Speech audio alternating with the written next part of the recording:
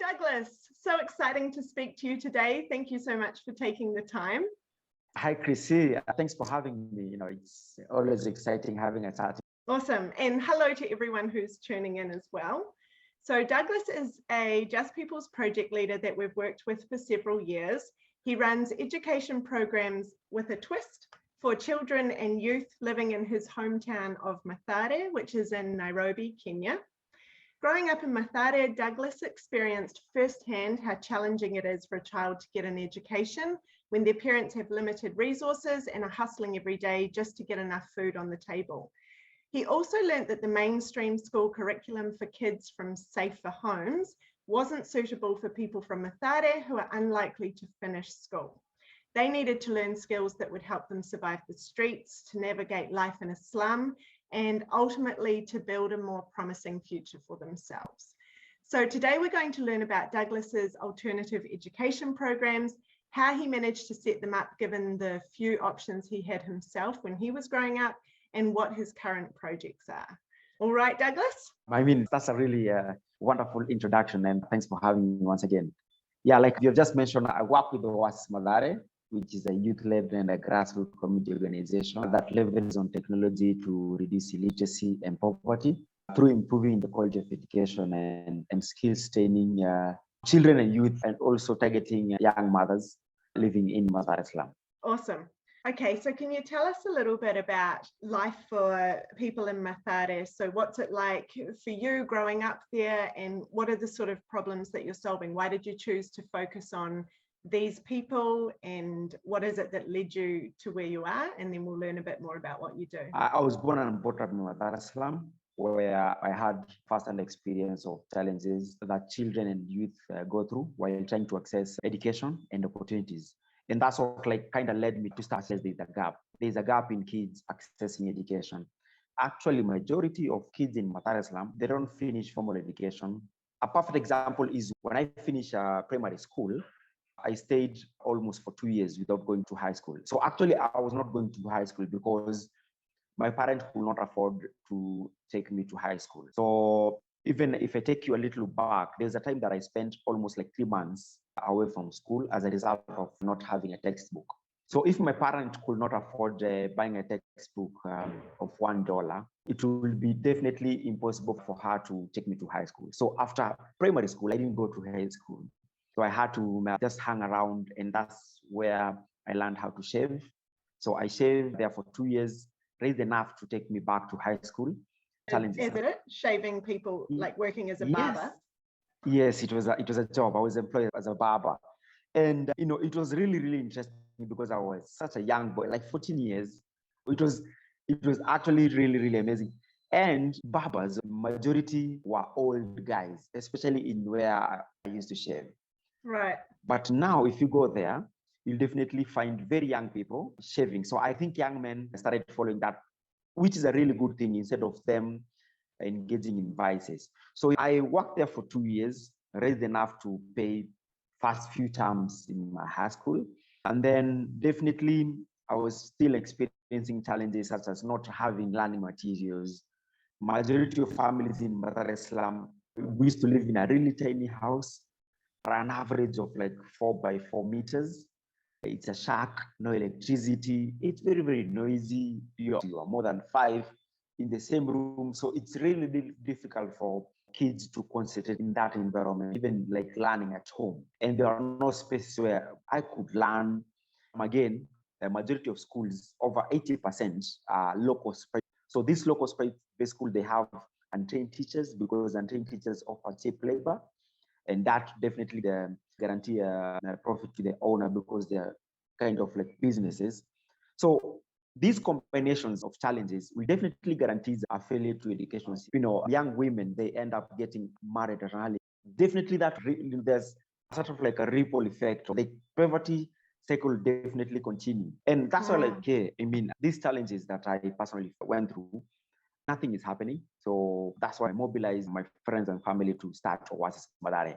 And it all started like a joke, because it was once a week where, having some learning materials, some computers that I had borrowed from friends, and then trying to teach kids, helping them access tech and learning. And now us having really, really a good space. There's an innovation studio where we are talking. There's a computer hub, like really, really good space. And then there's like really, I'm really, really excited about the ECD center, which I'm going to take you later on. It's amazing.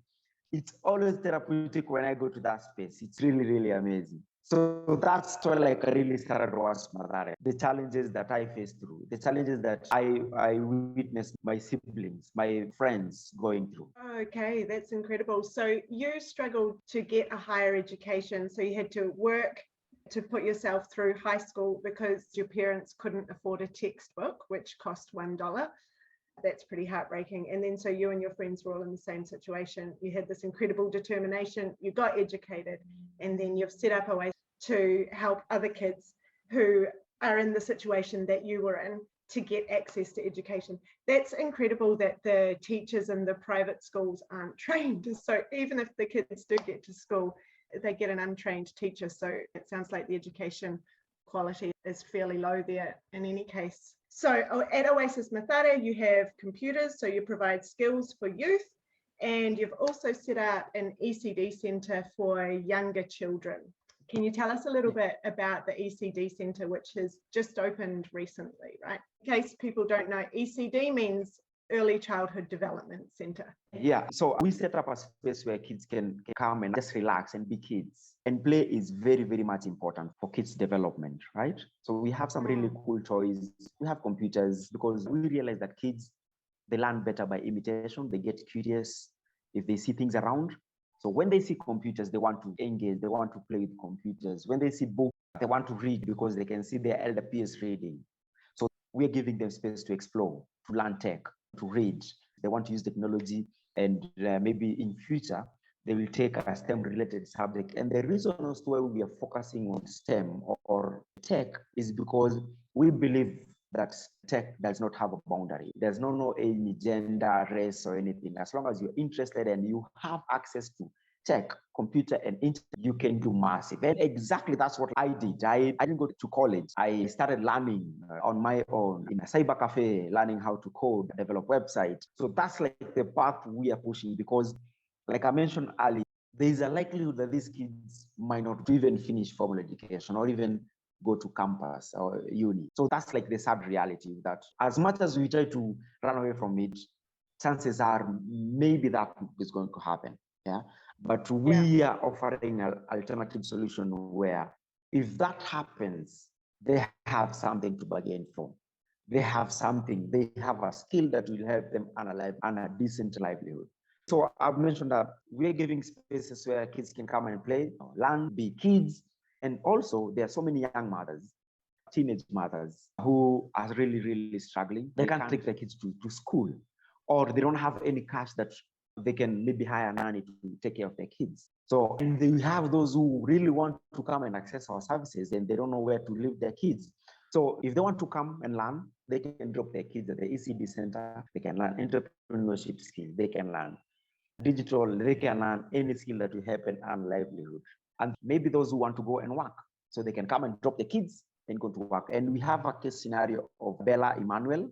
So these kids, there are actually three from different fathers, and their mother is really, really struggling. She does manual work of washing people's clothes, and actually washing people's clothes is one of like the least job. It's really not a decent job. You go from one house to another to wash people's clothes, and maybe even less than $1, yeah, from one per person day. per day. So yeah, earning such kind of cash, definitely she'll have to leave the kids on their own. I mean, that's a bit sad because they are 5 to 7 years, like, you know, that gap, like between the 5 and 7, they had to stay at home by themselves while their mother, who's a single mother, was going around washing people's clothes to earn $1 a day. You know, it's really sad. We're helping mothers like her so that she can come and leave her kids. She has left her kid. We are offering a nutritious porridge to them. They're getting the most best education. Believe me, when I say in this side of where I live, you know, we have a trained teacher who's a qualified ECD trainer. Schools that are not owned by government have untrained teachers. We are lucky to have a trained teacher. we have like a really, really beautiful space. I'm going to show you later on. And even now, like we have a innovation studio. So this is the innovation studio. It's really, really cool. Sometimes you guys were here. It's not all this, not pumped up, but yeah, No, we have it looks some, like you've furnished it a lot since we came to yeah, visit. and yeah, the innovation studio has some really cool toys. We have computers here. We use this space as an office and also the training for kids. I hope you don't mind if I take you through. Yeah, we'd love to see the Innovation Centre. So this is where youth can gain skills like tech skills, science skills, engineering, basic skills so that they can innovate and create and survive and even get jobs in the modern economy. And then after that, we'll see the ECD Centre. And by the way, just to go back, that's amazing that you were able to take in those 3 children, Melissa, Bella, and Emmanuel, so that their mother can have peace of mind while she's working, that her kids are safe and that they can get an education. That's an amazing impact. I'm so happy. Okay, let's see the centre. Oasis Mathare. Yeah, let me take you through. It's a really cool place. We are blessed to have a space here. Let me see if the hub is opened. Yeah, it is. It is. Actually, there's a class going on, and yeah. So here, youth basic computer skills, all the way from basic software engineering. So, and we also have kids. One of the student is a mother, so she has come with the kids. Are they free for the people that attend? Yes, the computer is totally free to anyone who want to come and learn from basic, really basic, to advanced software engineering. We have youths here who are learning how to develop mobile apps, develop system. Wow. And last year, actually, we developed one of its kind innovation. It's called Tech School. Kids were asked to learn from home using like online. But it happened that the majority of these kids can't access internet to learn from home. So we developed a learning platform that targets kids with limited internet and hardware accessibility. Actually, we're still currently learning using SMS. So when the schools closed and the Oasis Mathare had to close because of COVID, you set up a text message based education program so that they could still receive education from their basic analog phones, not even smart. Yeah, exactly. And it was really, really amazing. By the way, Tech School was ranked as a top 10 innovative education platform by African Union in Africa. So we reached yes, I know, last year, yeah. So we help kids to learn using SMS, and it was really, really amazing. Because there is a deep penetration of mobile phones in Africa or in Kenya, and the majority of families, they have a phone. It could be a smartphone or a feature phone, but yeah, we help them. So that's kind of like the thing that we are doing. We want to have more education corners here for kids, make it more cool, make it more fun. And once again, thank you very much for making our dream reality. Still more work need to be done here. We need to pimp this place. Some green grass over here, some really cool paintings. So yeah, now they're learning and ensuring that these kids access the best education they can get. Oh, it's beautiful. I love seeing the little bags on the hooks as well. The kids were so engaged. Are they learning the alphabet? Yes, yes. By the way, in Slum, there is a problem with lavatories or the toilets. That ECD center, it has a lavatory in. So how cool is that? Where I am, that's one of the most coolest things. So we have a lavatory inside. Here in Slum, we have more than 40 families sharing one toilet. So more than 40 families sharing one toilet? Yes, more. Yeah, more than 40. But here we are. So they've got a toilet to themselves. And that's amazing.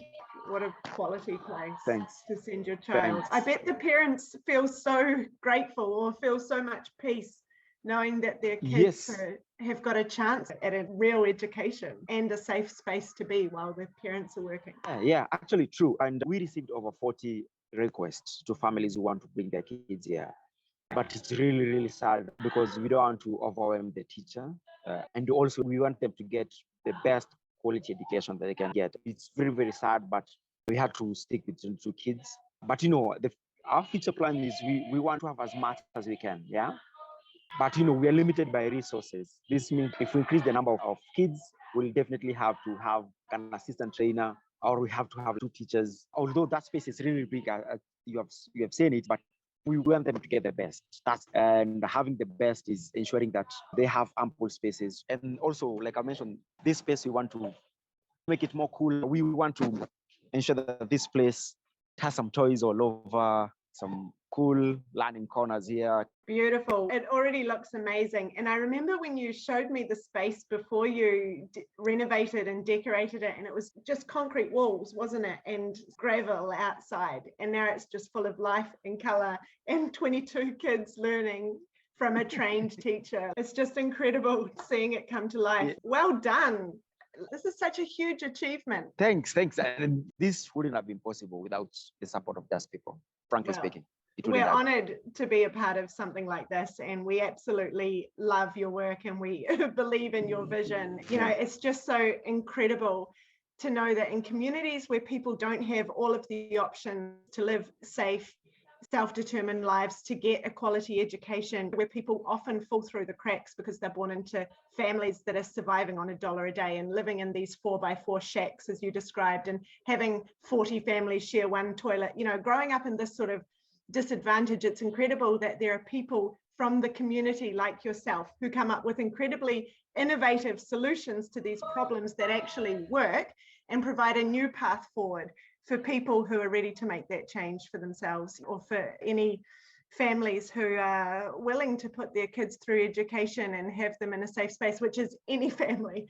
And so you're just providing such an incredible opportunity. Thank you so much for showing us around. It was so amazing to see the ECD Centre come to life, and it's always great to see your computer rooms where people can train in STEM subjects. It's just so inspiring, all of the work that you do. So I really appreciate you showing us around. Thank you.